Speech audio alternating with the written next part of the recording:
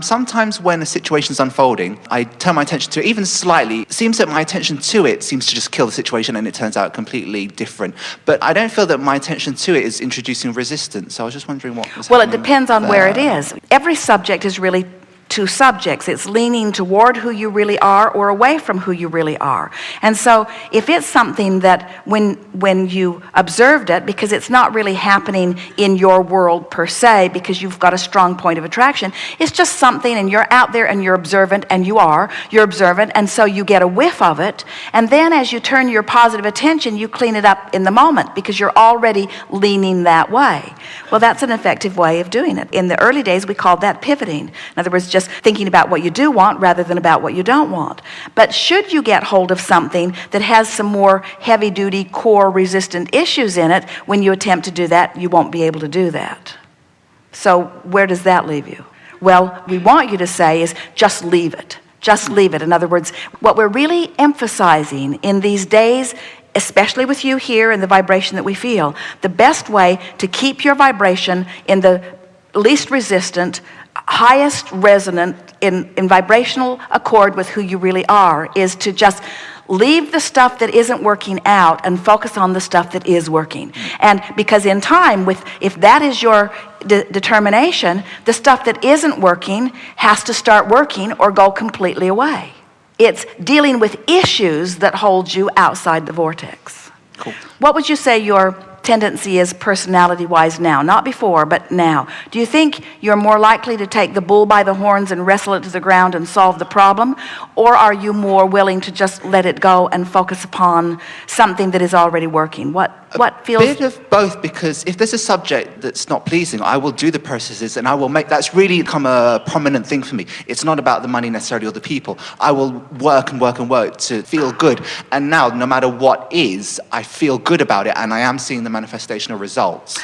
And so we say to you, good for you, because you have a powerful mind and you're willing to focus, and because you have tasted enough alignment that you're willing to do that. But even though we wrote the processes, and even though we wrote them for that very reason, we still want to say to you, it's sort of kind of the hard way of going about it.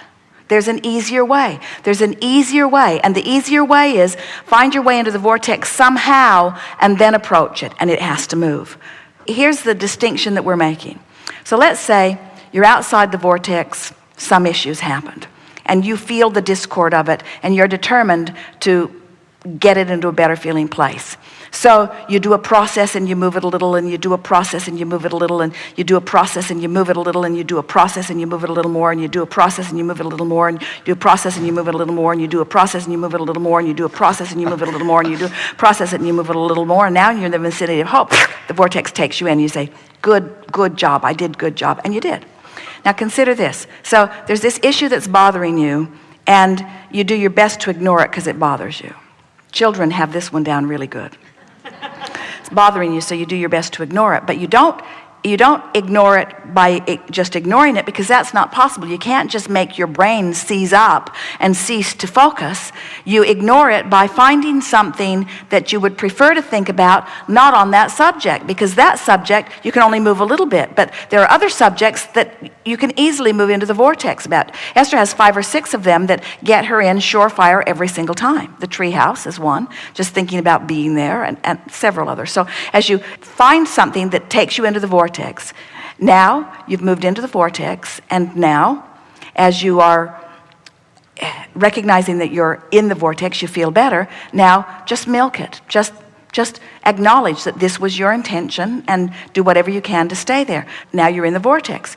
Now you're in this vortex, but this issue still looms. So now you focus on the issue and the vortex spits you out. Ignore it again. Just find any reason to get back into the vortex. Focus on things that make it easy for you to stay there. Focus on that issue. The vortex may spit you out again. But you want to be in the vortex, so you find some reason to get in there. Now you're back in the vortex. Now you focus on that issue again. And this time, the vortex doesn't spit you out because your stability, because who you are, gives you the ability to see that formerly outside the vortex in a newer, clearer way. It's easier. Think about the difference between allowing and making something happen, or the difference between inspiration and motivation.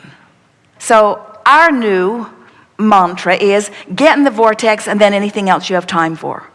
Get in the vortex and then anything else you have time for. Get in the vortex and then anything else you have time for. Which means leave all the issues. If your children come to you with problems, or your lovers come to you with problems, or your co-workers come to you with problems, or your employer comes to you with problems, as they come to you with a problem, your mindset has to be later gator. Whether you say it out loud to them or not. In other words, that can wait, that can wait, that can wait. And your attitude is, let me get in the vortex and then I'll approach it. Let me get in the vortex and then I'll approach it. Never, ever, ever let something get you out of the vortex. Haven't you noticed something can happen? Jerry and Esther have noticed this. In fact, Jerry offered a sort of decree in their household, which the household moves from hotel to hotel, that said no email till after lunch. Because he noticed again and again, Esther would open her email and then it would be a flurry of things she felt like she needed to deal with that kept her from having the joyful morning that he thought she should have. Now, what they've discovered is if they will just bask themselves to sleep and meditate first thing in the morning, that inside the vortex, no email is strong enough to jerk them out, except that one rascal on Wikipedia, whoever he is. Some aberration to the laws of the universe. Esther cannot find a pesticide strong enough. So get in the vortex and then anything else you have time.